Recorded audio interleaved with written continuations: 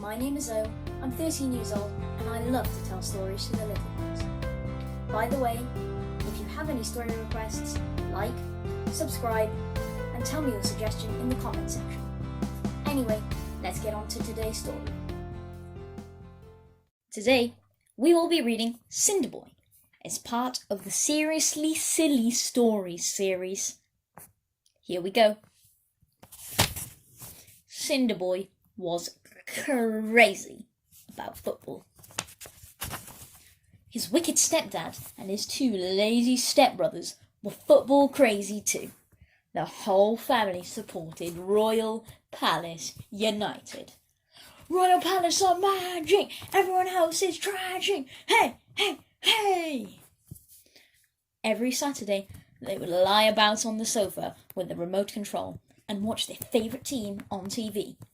Royal Palace always played brilliantly in their smart pink shorts and shirts. But not poor Cinderboy. He wasn't even allowed to watch.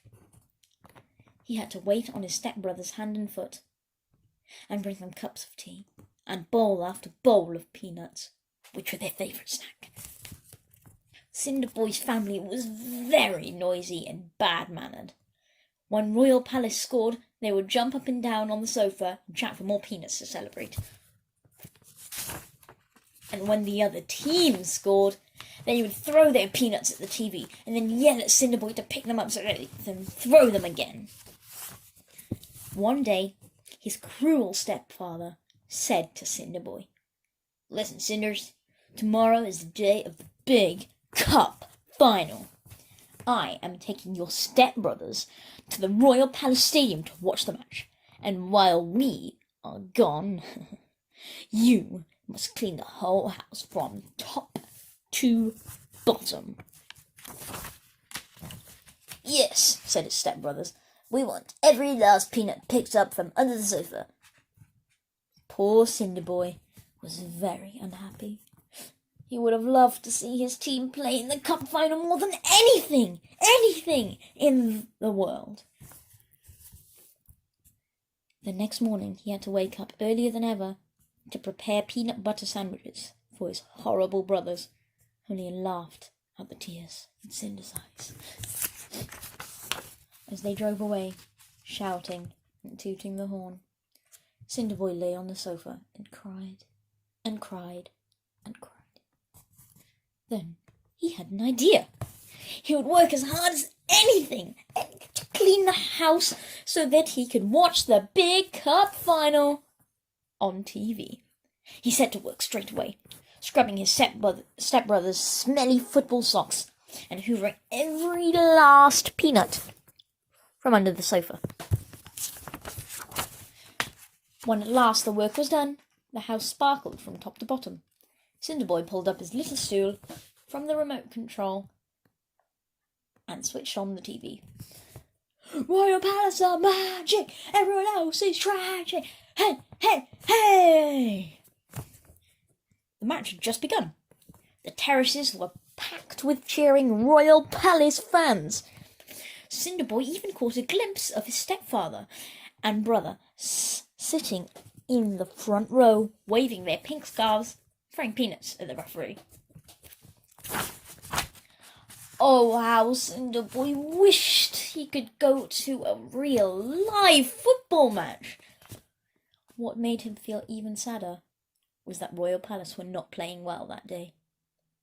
Soon the other side had scored, and Cinderboy felt sadder than ever.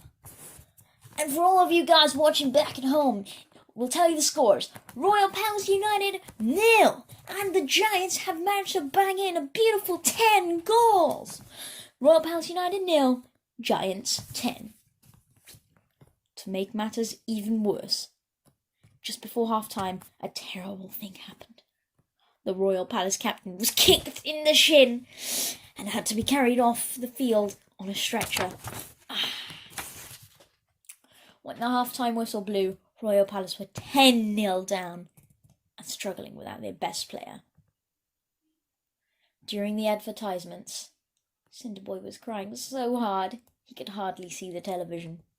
Suddenly, A pink face appeared on the TV screen before him. "Don't cry, Cindy," it said. Cinderboy rubbed his eyes. There must be something wrong with the television, he thought. The face seemed to be talking to him.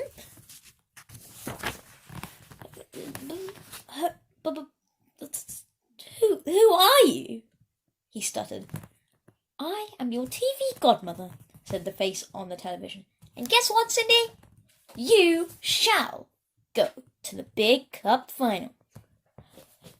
But I don't have anything to wear, stammered Cinderboy. Don't worry, Cinderboy. Just press button 13 on the remote control, said the TV godmother. Boop.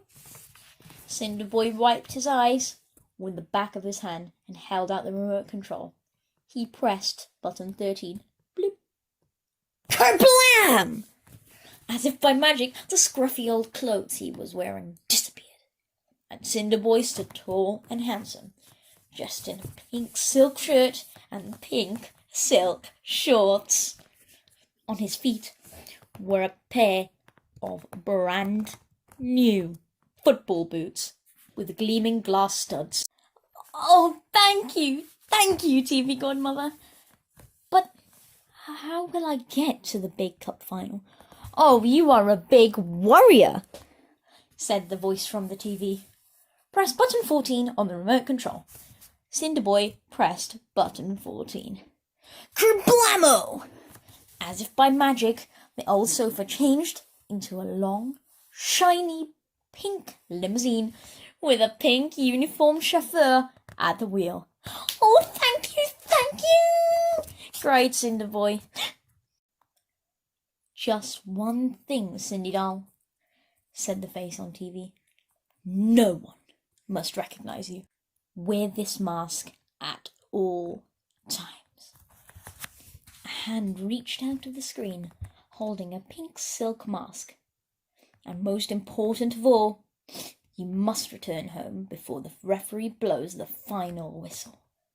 Without a second thought, Cinderboy grabbed the mask and jumped into the limousine and roared out through the door. Beep, beep. It seemed like only seconds before he screeched to a halt in the stadium car park. Cinderboy pulled on the pink mask and ran towards a big open door. When he looked around, he was standing right in the middle of the pitch! The crowd cheered in excitement as the mysterious pink-masked player charged onto the field and headed straight for the ball. He skillfully tackled the other players, flicking the ball into the air with his left foot and sprinting towards the goalpost. And then, to the amazement of the Royal Palace fans, kabam! He shot it right into the back of the net. Goal! Yeah! The man in the mask is magic. Everyone else is tragic. Hey, hey, hey! The crowd went wild. Only 10 more minutes to go. Cinderboy manoeuvred the ball around the pitch as gracefully as a dancer at a fairy tale ball. Then, kaboom! Cinderboy scored again, and kablam! He headed the ball into the back of the net. Kerwoof! He bounced it into the goal with the tip of his glass-studded boot. The stadium roared with applause. Way! On the bench side of the field, the injured Royal Palace captain and Eddie Prince, their team manager, stared in disbelief. Whoever that player is, they said, we need him for our team. Before long, the score was equal, 10-all. But soon, there were seconds left to play, and the ball was at the wrong end of the field. Cinderboy noticed the referee put the whistle to his lips. "TV godmother, help me," he whispered.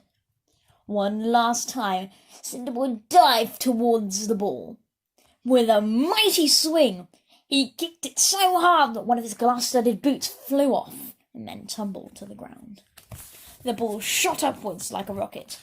The whole crowd rose to their feet. The rival team stood open-mouthed as the ball soared like a bird through the sky.